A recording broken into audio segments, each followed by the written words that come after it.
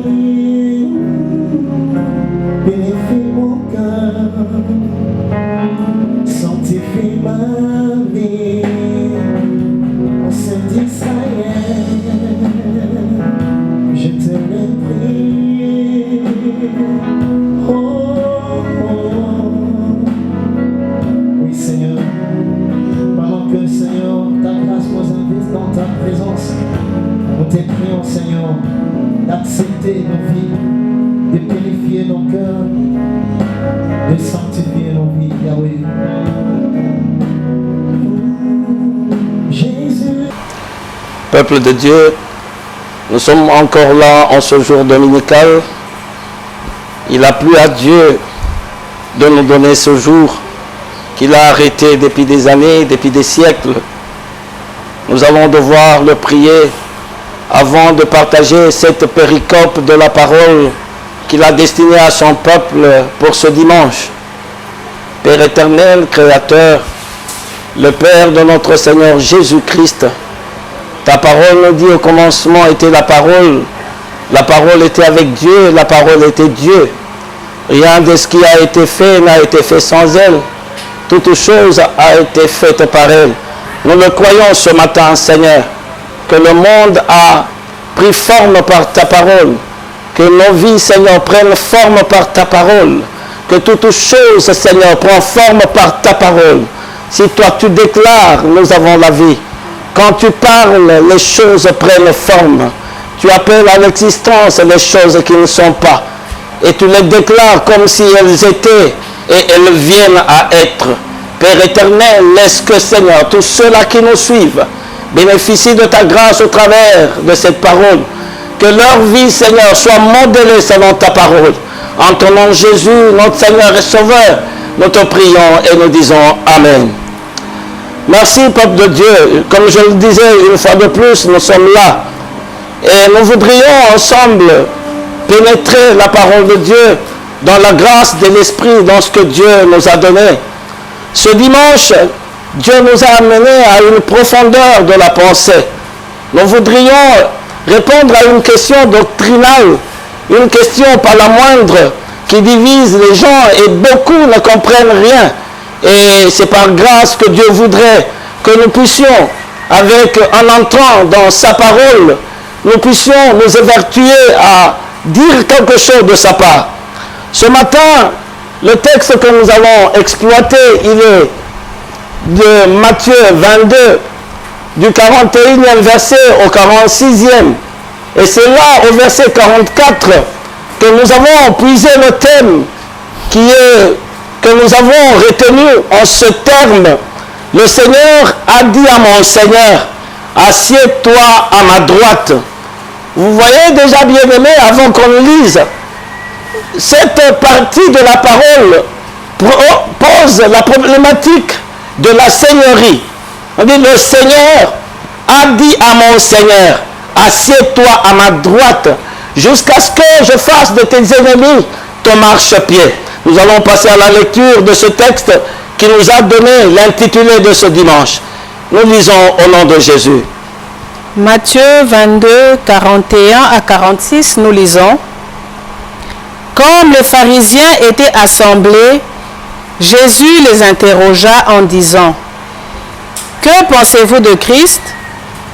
De qui est-il fils? » Ils lui répondirent, « De David. » Et Jésus leur dit, « Comment donc David, animé par l'Esprit, l'appelle-t-il Seigneur lorsqu'il dit, « Le Seigneur a dit à mon Seigneur, assieds-toi à ma droite, jusqu'à ce que je fasse de tes ennemis ton marchepied. » Si donc David l'appelle Seigneur, comment est-il son fils? Nul ne put lui répondre un mot. Et depuis ces jours, personne n'osa plus lui proposer des questions. Depuis ce jour, les pharisiens se sont retrouvés bouche fermée. Ils n'ont plus posé de questions. Parce que la réponse que Christ a donnée dans ce passage, la réponse a fermé la bouche à tous les détracteurs. La réponse a fermé la bouche à tous ces pharisiens. En fait, la problématique qu'il y a dans ce texte, c'est celle de la divinité de Jésus. Et il explique cela en se référant à ce que le roi David devait avoir un successeur sur son trône. Et ce successeur-là, c'est Jésus-Christ, le rejeton de la tribu de David. Et voilà un rejeton, mais la Bible nous dit, David, animé par le Saint-Esprit, l'appelle Seigneur. Comment est-ce que David, Seigneur, appelle le rejeton qui vient pour lui succéder sur le trône, l'appelle aussi Seigneur? Et voilà, David dit, le Seigneur a dit à mon Seigneur, assieds-toi à ma droite. Bien-aimé dans le Seigneur, pourquoi la profondeur de cette question nous intéresse ce matin? C'est parce que si l'on ne connaît pas la vraie nature de Christ, on a deux problèmes. On ne connaît pas Christ et c'est difficile qu'on soit sauvé. Nous croyons. Et notre humble contribution de ce matin, si l'on ne connaît pas la nature de Jésus-Christ, il est difficile qu'on le suive. Il est difficile qu'on soit sauvé. Parce que la Bible nous dit d'emblée, or, la vie éternelle, c'est qu'ils te connaissent, toi le seul vrai Dieu et celui que toi tu as envoyé. Ça nous retrouvons dans Jean 17 au verset 3. C'est-à-dire, pour que nous ayons la vie éternelle, nous devons connaître le Père et connaître l'envoyé du Père qui est Jésus-Christ. Cela, bien-aimé, résout le fondamental de toute notre intervention de ce matin. Bien-aimés dans le Seigneur, nous disons encore que notre exaucement dans toutes nos prières, surtout en ce temps difficile, notre exaucement dépend de notre connaissance. Pas seulement la connaissance des mystères du royaume, mais la connaissance de Dieu révélée par son Fils Jésus-Christ. Notre exaucement dans toutes sortes de prières que nous faisons dépend de cette connaissance. Vous serez d'accord avec moi, peuple de Dieu, la Bible nous dit dans Osée, par exemple 4, verset 6, « Mon peuple périt faute de connaissance. » Parce que tu as rejeté la connaissance, Dieu te rejettera. Donc connaître la vraie nature de Christ nous amène, bien aimé, l'exaucement même de notre prière. Connaître la vraie nature de Christ nous donne la vie éternelle. Et vous allez comprendre, bien aimé, que tant que vous n'aurez pas connu la vraie nature de Christ, vous n'aurez pas la vie que Jésus-Christ donne. Bien-aimé dans le Seigneur, si je rentre à notre thème, le Seigneur a dit à mon Seigneur, je voudrais d'emblée dire, qui est-ce qui peut être appelé Seigneur? Seigneur, c'est un maître. Seigneur, c'est un possesseur de biens. Seigneur, c'est un titre de dignité qu'on donne à quelqu'un qui est élevé et celui aux ordres de qui on marche. Bien-aimé, je suis entré même dans le dictionnaire, j'ai trouvé là où on dit dans la religion et Seigneur, Dieu désigne Seigneur la personne de Christ. Vous comprenez que bien-aimé, le dictionnaire, le Larousse nous dit Dieu désigne Seigneur la personne de Christ. Et ici, David, rempli du Saint-Esprit, s'est écrié. Le Seigneur a dit à mon Seigneur, assieds-toi à ma droite. C'est que, bien aimé, l'on doit comprendre la seigneurie. C'est vrai, il est certes vrai que tout le monde peut se faire seigneur. Nous avons plusieurs seigneurs ici sur la terre. Mais sur le plan biblique, sur le plan de la foi, un seul est seigneur. Et vous allez convenir encore avec nous ce jour, bien-aimé. Dans Ephésiens 4, au verset 5, on dit, il y a un seul Seigneur. Il y a un seul baptême. Il y a un seul Dieu. C'est-à-dire, dans la marche de la foi, il n'y a pas de Seigneur. Dans la marche de la foi, il n'y a pas de Dieu. Dans la marche de la foi, il y a un seul Dieu, un seul Seigneur et un seul baptême. Ça vous dirait dans Ephésiens 4 au verset 5, vous pouvez aller jusqu'à 6. Et bien aimé dans le Seigneur, au fait, Christ a voulu révéler ici la pensée de Dieu. Et cette pensée de Dieu sur la venue du Messie, bien aimé dans le Seigneur, elle nous amène trois dimensions principales, ou je dirais simplement trois aspects fondamentaux. Le premier aspect que les chrétiens que nous sommes devons comprendre, c'est l'aspect de l'humanité de Jésus. Quand je dis l'aspect de l'humanité de Jésus, ça veut dire Jésus comme homme. Et vous allez voir dans beaucoup de textes de la Bible, Jésus est apparu comme un homme. Il est né de Marie. Il est né encadré par Joseph. Il a marché. Il a été parmi ses frères et sœurs. Là, c'est la dimension d'homme. En tant qu'homme, il pouvait avoir faim. En tant qu'homme, il pouvait avoir soif. En tant qu'homme, il a été tenté. C'est l'humanité de Jésus. Ça, c'est le premier aspect. Et il y a beaucoup de textes de la Bible qui nous montrent le premier aspect. Et quand il y a ce premier aspect, il ne faudrait pas oublier qu'il y a d'autres aspects. Et bien aimé dans le Seigneur, je voudrais donner ici quelques textes qui vont nous donner différents aspects. Et toutes les fois qu'on va se référer à l'un ou l'autre aspect, je montrerai. Vous savez pourquoi? Même dans Ézéchiel, si nous rentrons dans les Écritures, nous trouvons la vision d'Ézéchiel dans Ézéchiel 1. Et là, on voit 4 animaux qui avaient chacun 4 faces. Et bien aimé, ces 4 animaux avaient une ressemblance d'homme. Cette image-là, ou cette vision d'Ézéchiel, c'est simplement Dieu lui-même qui se révèle. Il y avait une face d'homme, il y avait une face d'aigle, il y avait une face de bœuf et une face de lion. Voyez comment Dieu peut apparaître sous plusieurs facettes. Voyez comment Dieu peut au même moment apparaître comme un homme. Dieu peut aussi, dans le deuxième aspect de Jésus-Christ, il peut apparaître comme un fils de Dieu. Vous vous souviendrez quand les amis de Daniel se sont retrouvés dans la fournaise, il y avait un quatrième qui avait un fils de Dieu, qui avait l'aspect d'un homme bien-aimé. Dieu peut aussi se retrouver ou se révéler comme un fils d'homme. Vous allez convenir avec moi, Jésus s'appelait dans beaucoup de textes et beaucoup de références, fils de l'homme. Mais il y a aussi un dernier aspect où Jésus se révèle comme Dieu. J'ai dit, Jésus peut se révéler comme un simple homme et en tant que tel. Il connaît toutes nos souffrances, il connaît tout ce qui est attaché à la chair humaine. Jésus peut se révéler comme un fils de Dieu. Là, c'est la filiation divine. Et le troisième aspect que nous allons voir, c'est Jésus qui se révèle comme Dieu. Et tous les trois aspects montrent, bien aimé, le mystère qui doit nous être révélé par Jésus lui-même. Parce que quelque part, il a dit, personne ne connaît le Père, si ce n'est le Fils, ou celui à qui le Fils va révéler. C'est-à-dire, pour connaître tout ça, il faut avoir la révélation du Christ. Nous avons lu deux textes qui vont nous aider à comprendre les différents aspects que nous avons étudiés ce jour, différents aspects que notre Dieu prend. Le premier texte, il est de Jean, au chapitre 3, du 9e au 13e verset, et le deuxième viendra, c'est Jean 14, du 8e au 14e. Nous commençons par le premier. Jean chapitre 3, de 9 à 13. Mais ici, j'aurais aimé insister sur le verset 13. Oui. Jean 3, 9 à 13, nous lisons.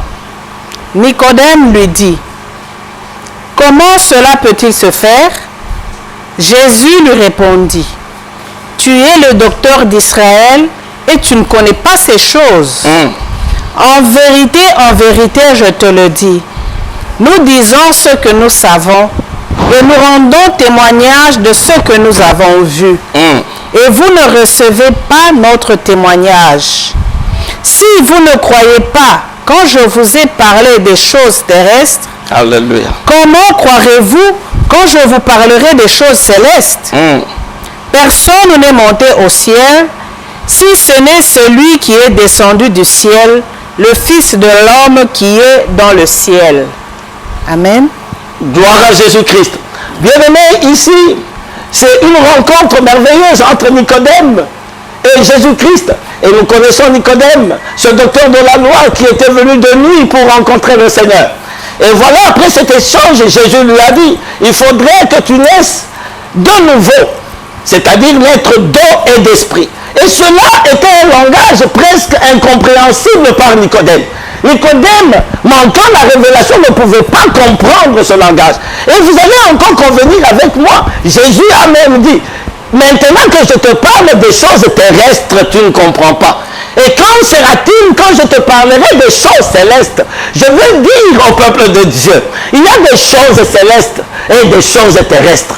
Il y a des choses que tout le monde peut s'évertuer à comprendre, des choses sur lesquelles tout le monde peut émettre son point de vue. C'est des choses terrestres. Mais il y a aussi le mystère des choses célestes. Et voilà, Jésus dit à Nicodème, mais quand sera-t-il quand je te parlerai des choses célestes? Et voilà, il dit, bien-aimés dans le Seigneur, je voudrais qu'on nous insiste encore sur le verset 13. Ça, j'aime. Ce verset est en train de dire quelque chose de très fondamental. Je voudrais souligner le verset 13 dans le même texte. Verset 13. Personne n'est monté au ciel. Personne n'est monté au ciel. Si ce n'est celui qui est descendu du ciel. Si ce n'est celui qui est descendu. Qui est descendu? C'est le Fils de Dieu qui est descendu. Le Fils de l'homme qui est dans le ciel. Et ici, on appelle le Fils de l'homme. Et on nous précise, alors qu'il parlait avec Nicodème, il leur dit, personne n'est monté au ciel, si ce n'est celui qui est descendu. Et il dit, il est au ciel. Comment pouvait-il, alors qu'il parlait avec Nicodème, se retrouver au ciel? Quelqu'un m'a même une fois posé la question et dit, mais vous dites que Jésus est Dieu. Alors quand il était sur la terre, y avait-il encore un autre Dieu au ciel? Mais je dis oui, il est illimité dans le temps, il est illimité dans l'espace. Dieu avait choisi de se rendre homme, de vivre pleinement. Et voilà pourquoi on me dit, toute la plénitude de la divinité était corporellement en Jésus-Christ. Ça veut dire, alors qu'il était sur la terre, il était encore au ciel. Bien-aimé, quelque chose qui paraît absurde, quelque chose qui paraît incompréhensible. Comment Jésus qui parlait avec Nicodème pouvait encore se retrouver au ciel? Il n'y a que Dieu qui est au ciel. Et ça, cette dimension du kérigme, cette dimension de la présence de Christ comme Dieu, bien aimé, d'aucuns ne pouvaient pas le comprendre. Nous passons à un deuxième texte où nous allons voir cette substitution que Jésus est capable même de nous exaucer au moment où nous nous adressons au Père. Nous sommes dans Jean 14, de 8 à 14. Nous lisons, Philippe lui dit, Seigneur, montre-nous le Père, et cela nous suffit. Montre-nous le Père, et cela nous suffit. Jésus lui dit, Jésus répond à Philippe, il y a si longtemps que je suis avec vous. Il y a si longtemps que je suis avec vous. Et tu ne m'as pas connu, Philippe. Et Philippe, tu ne m'as pas connu. Ici, Jésus est comme indigné. Il dit, mais comment c'est possible? Si je suis avec vous, renchérissant le premier texte qui dit à Nicodème, je suis au ciel, alors qu'il parlait avec Nicodème. Ici dit Philippe, tout ce temps que j'ai fait avec vous, vous n'avez pas compris que je suis dans le Père. Celui qui m'a vu a vu le Père. Bien-aimé, quoi chercher encore? Un Dieu en dehors de Jésus-Christ? Où le trouverons-nous? Alors que la Bible nous dit qu'il y a un seul Dieu, un seul Seigneur et un seul baptême. À moins que certains gens cherchent deux dieux, qu'ils cherchent deux seigneurs. Oui, ma soeur, tu continues cette lecture. Celui qui m'a vu a vu le Père. Et voilà la précision de taille. Celui qui m'a vu n'aura plus besoin de chercher un Père. Celui qui m'a vu, moi, Jésus-Christ, a vu le Père. Gloire à Jésus. Comment dis-tu, montre-nous le Père? Comment tu peux encore dire, au moment où je suis en train de m'apprêter à partir, et dis non, montre-nous le Père. Ne crois-tu pas que je suis dans le Père et que le Père est en moi? Les paroles que je vous dis, je ne les dis pas de moi-même. Et le Père qui demeure en moi, c'est celui qui fait les œuvres. Croyez-moi, je suis dans le Père. Je suis dans le Père. Et le Père est en moi. Et le Père est en moi. Croyez du moins à cause de ses œuvres. Croyez du moins à cause de ses œuvres. En vérité, je vous le dis. Ouais. Celui qui croit en moi fera aussi les œuvres que je fais, et il en fera des plus grandes. Voilà le mandat qu'il nous donne. Celui qui croit en moi fera les œuvres que je fais. Il en fera même de plus grandes. Oui. Parce que je m'en vais au Père. Parce que je m'en vais au Père.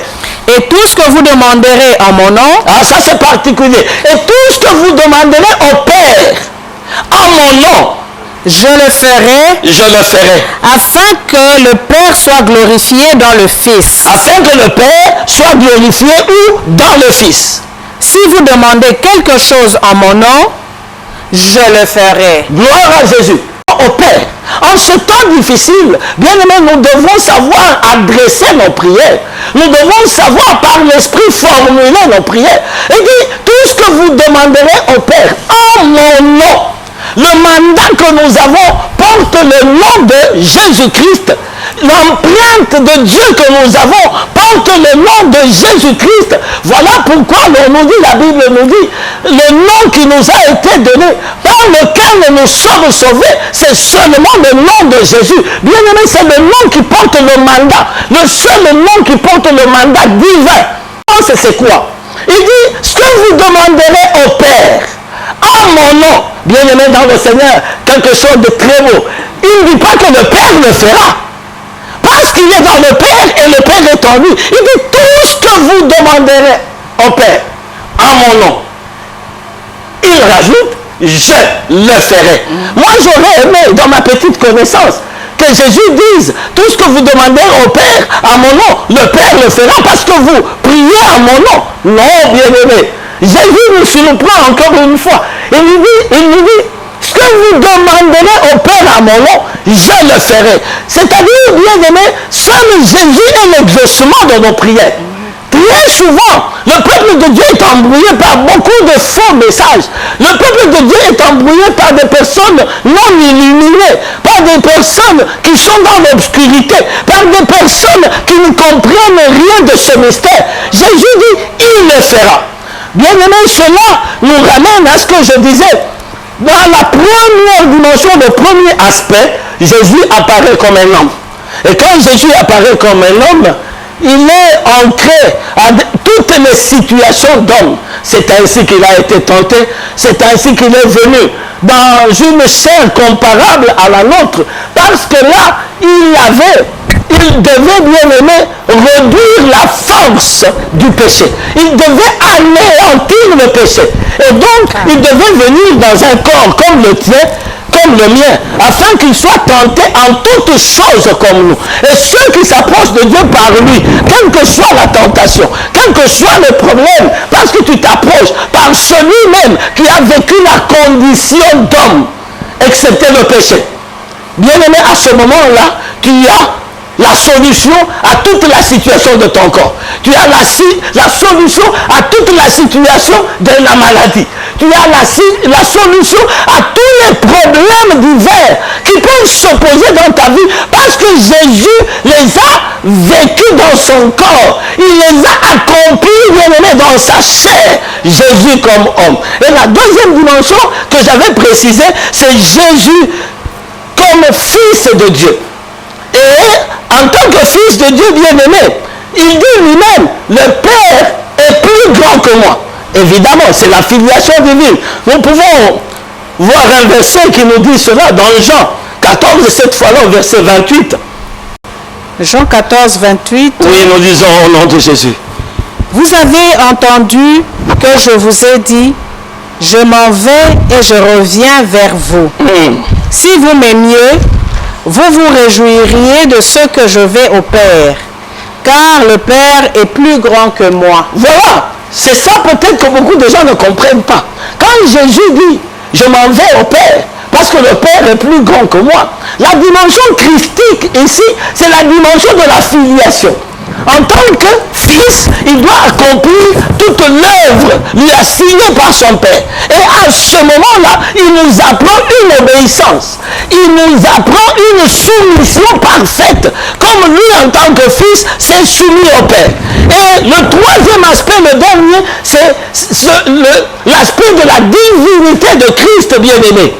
Cette divinité est assise dans une liaison sacrée et mystique. C'est pour ça même qu'il disait dans le texte que nous avons lu, qui m'a vu, a vu le Père. C'est une liaison que, bien aimé, l'esprit de l'homme, s'il n'est pas révélé, s'il n'est pas illuminé, il ne peut pas comprendre. Et là, il y a un texte qui peut nous aider à comprendre cela. Nous sommes dans Matthieu 11 au verset 27. On peut le lire. 11, verset 27, nous lisons. Toutes choses m'ont été données par mon Père. Et personne ne connaît le Fils si ce n'est le Père.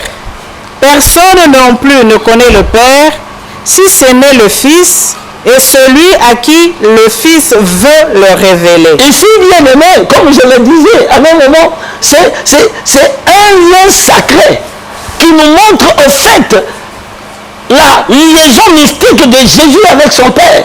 Il dit, et personne ne connaît le Père. Et personne n'a vu le Père.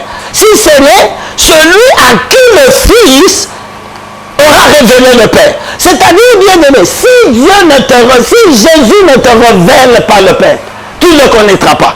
Et aujourd'hui, gloire à Dieu, Dieu nous ayant éclairés, nous disons, celui qui a vu le Fils a vu le Père. Nous ne connaissons le Père que par le Fils, bien-aimé dans le Seigneur. Je vais finir mon propos de ce jour, bien-aimé, en amenant l'Église à connaître la vraie nature de Jésus, qui est la nature humaine, la nature divine. Je dirais dans des termes plus simples, il est 100% homme, il est 100% Dieu.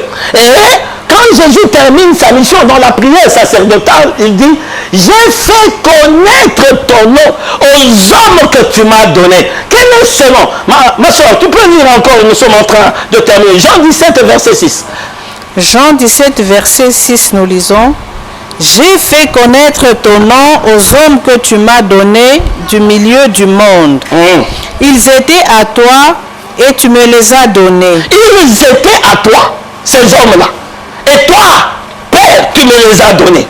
Il dit, j'ai fait connaître ton nom. Bien aimé, une question qui peut nous passer tous à l'esprit et à laquelle chacun doit faire un effort de répondre. Il dit, j'ai fait connaître ton nom aux hommes que tu m'as donnés. C'est-à-dire, bien aimé, il y a une hypothèse. Les hommes que Dieu n'a pas donnés à Jésus-Christ ne peuvent pas connaître son nom. Les hommes qui ne sont pas bien aimés, prédestinés à Dieu, ne peuvent pas connaître son nom. Et la question encore qui me vient, quel est ce nom-là? Tu m'as donné de faire connaître ton nom. Ce n'est pas le nom de Jéhovah. Ce n'est pas le nom de Yah, Y, bien-aimé, H, W, H, le tétragramme. Ce n'est pas ça.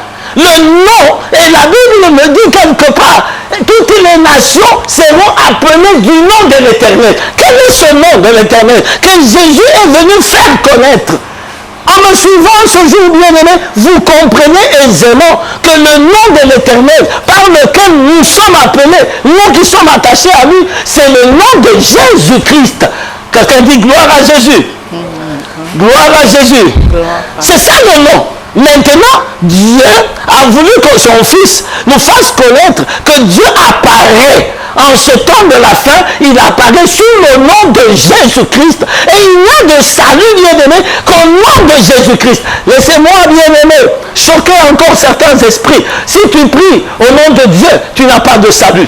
Si tu pries au nom de Jéhovah, tu n'as pas de salut. Si tu pries au nom, je ne sais pas de quelle autre divinité, tu n'as pas de salut. Parce que le seul nom qui nous a été donné, le seul nom que Jésus-Christ nous a fait connaître, c'est le nom de Jésus.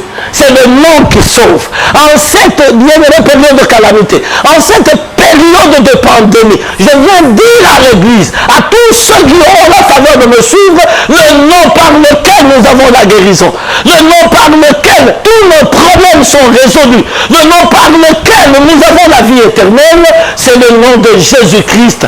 Gloire à Jésus. Alléluia. Maintenant, peuple de Dieu, tu peux tout demander au nom de Jésus-Christ. Maintenant, tu peux dire, oh Seigneur, au nom de Jésus-Christ, exauce-moi. Au nom de Jésus-Christ, j'ai besoin de ceci. Je voudrais que même maintenant, que notre pays qui a été dédié par le président de la République, bien-aimé, oh, que Dieu le bénisse. Maintenant, nous pouvons invoquer Dieu sans relâche, sans nous fatiguer, dans cette pandémie et dans toutes les questions diverses, économiques, juridiques, ou je ne sais de quel domaine, nous avons la faveur d'invoquer le nom de Dieu qui est Jésus-Christ de Nazareth. Oui, je m'en vais bénir le peuple de Dieu. Jésus dit dans Jean 16, 24 à 27, demandez afin que votre joie soit parfaite. Oui, Seigneur, ce jour, je voudrais demander que le peuple comprenne tes faveurs dans ce mystère combien grand. Que ton peuple comprenne que le nom que Dieu nous a donné, c'est celui de Jésus-Christ, le nom qui est au-dessus de tout nom. Je prie pour tous ceux qui croient, Seigneur, en ce message, en cette parole. Je prie pour tous ceux, en aussi grand nombre, qui nous suivront par la voix, Seigneur, de médias. Je prie pour tous ceux, celui, Seigneur, qui a un problème, peut-être caché dans son cœur. Je voudrais que tu l'exauces au nom de Jésus, afin que sa joie soit parfaite. Je prie pour la nation congolaise. Je prie pour la cité de gloire. Je prie pour ces personnes éprises de paix. Je prie pour ces personnes qui croient en l'œuvre de la croix. Père, tu nous as donné le nom de Jésus. Que tes faveurs au nom de Jésus se multiplient dans nos vies. Que tes faveurs se multiplient dans nos familles. Que tes faveurs se multiplient dans cette nation. Au nom de Jésus-Christ, notre Seigneur, Sauveur et notre Dieu. Nous prions et nous disons Amen. Gloire à ton nom, Seigneur. Gloire à ton nom.